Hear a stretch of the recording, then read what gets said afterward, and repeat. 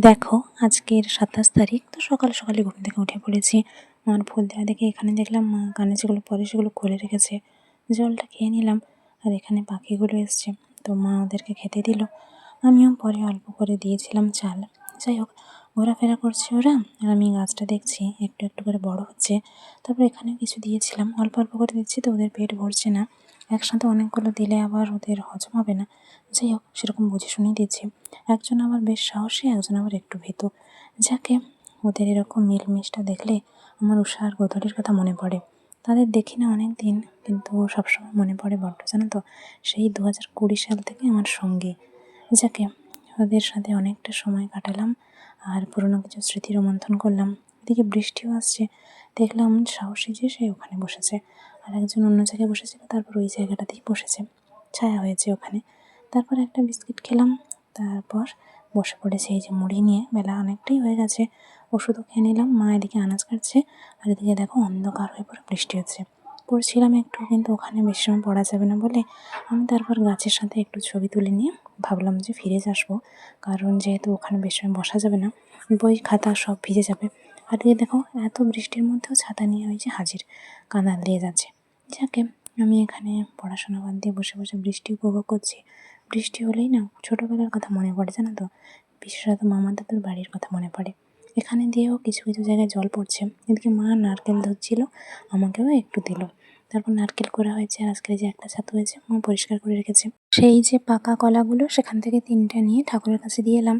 আর বাবাই ঘরটা পরিষ্কার করছে, কারণ সে পাশের দরজাটা খুলবে। আমি টুকটাক সহযোগিতা করলাম, হাতের এক জায়গায় ছিঁড়ে কেটে রক্ত জমে অবস্থা খারাপ।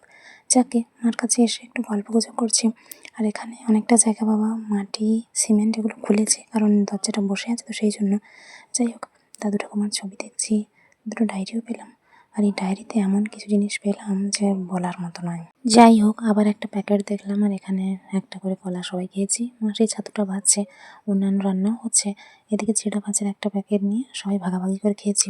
মা এখানে জল দিল, খেলাম। আর এখানে এই খাতাগুলো নিয়ে কিছু হিসাব দেখছিলাম, আর ভাবছিলাম যে ঘরের মানুষ কতটা হিংসা করলে একটা বাচ্চাকে মেরে ফেলতে পারে, একটা বাচ্চার পড়াশোনার ক্ষতি করতে পারে। আর সেই বাচ্চাটা আসলে আমি, জানো তো। ফ্যামিলি পলিটিক্স যাকে বলে আর কি। যাকে আজকের আবার সেই সুন্দর তেলটা মাথায় মেখেছি কিছুটা। বৃষ্টি হচ্ছে, এদিকে পাখিগুলোকে খেতে দিয়েছে, ওরা উপরে বসেছিল, তারপর এসে খাচ্ছে। ফুল ধূপ দিয়ে দিয়েছি, মা ঠাকুরের কাছে খাবার দিয়ে গেছে। বাবার জন্য কিছু ফুল আছে, বাবা সেগুলো স্নান করে এসে দেবে। এদিকে মা খাবার বেড়েছে, আর আজকের ঘন্টটায় জানো তো মা নারকেল দিয়েছে, খুব সুন্দর টেস্ট কিন্তু। খাওয়া দাওয়া শেষ করে এসে একটু ঠাকুরের কাছে ছবি তুলছিলাম। বাবা ওপরটা একটু দেখতে যাবে, কারণ মাঝে মধ্যে পাতা জমে গেলে তখন জল পড়ে না, অসুবিধা হয়।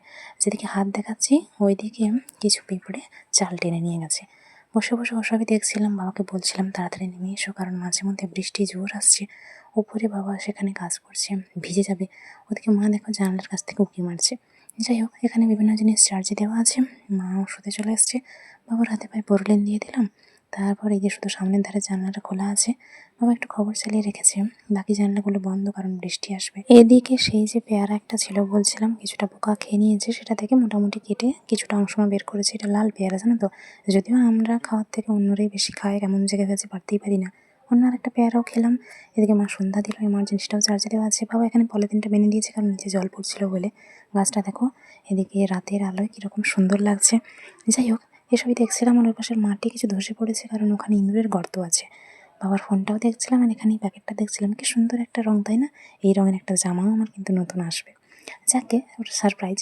একটু বাদাম ভাজা এমনি খেয়েছি, তারপর মুড়ি দিয়েও খেলাম। এই দরজাটা এখন বন্ধ, ঘরের ভেতর দিয়ে এই দরজাটাই আজকে থেকে খোলা হয়েছে, কারণ সেদিক দিয়ে বেরোনো যাবে না, যেটা আগে বলেছিলাম। আর দিক দিয়ে যাওয়া আশা করছি, তাদের বাড়ি থেকে যেন হাঁ করে দেখছি। যাকে সময় মতো ওষুধ খেয়ে নিয়ে একটু ছবি তুলছিলাম। এদিকে বাবা ফোন করেছে, ততক্ষণে বাজার থেকে বাবা ফিরে এসছে। এদিকে দেখো এই ঘরের মাঝে কীরকম সব উইয়ের লম্বা লম্বা ঝুরি নেমেছে। যাকে বাবা আবার যাবে একটু পুকুরের পাড়গুলো দেখতে। বিভিন্ন জনের ভাগ আছে, এখানে একটু সেখানে সে একটু করে। বাবা ওই যে যাচ্ছে, মাও বাইরের দিকে আছে, আমি ওখান থেকে চলে এসেছি। সকালে যে হাতে বিভিন্ন জায়গায় লেগে গেছিলো সেগুলো এখন ফুলে গেছে বেশ। এমার্জেন্সি চার্জে দেওয়া আছে। তারপর আমরা ঝটপট খাওয়া দাওয়া সেরে নিলাম। এখানে বিভিন্ন জিনিস আছে। যাই হোক, মুড়ি তো ভিজিয়ে দিয়েছি, সেটাও ঢাকনা চাপা দিয়ে রেখে দিলাম। মা এখানে কিছু জিনিস দেখছিল পাঁজিতে, আর আজকে জানো তো মা ঠাকুরের মাথায় জল দিয়েছে, আমার আর ঢালা হয়নি, আজকে সোমবার ছিল। স্ট্যান্ড ফ্যান চালিয়েছি, ফুল তো ফোটেনি, বোরোলিনও লাগিয়ে দিলাম বাবার হাতে পায়ে, কিছু জায়গার বাবা একা লাগিয়েছে। যাই হোক, আজকের কোনো ধারে পর্দা সরানো হয়নি, বাবা খবর দেখছিল, আমি ঘুমিয়ে যাই। আজকের মতো টাটা, সবাই ভালো থেকো।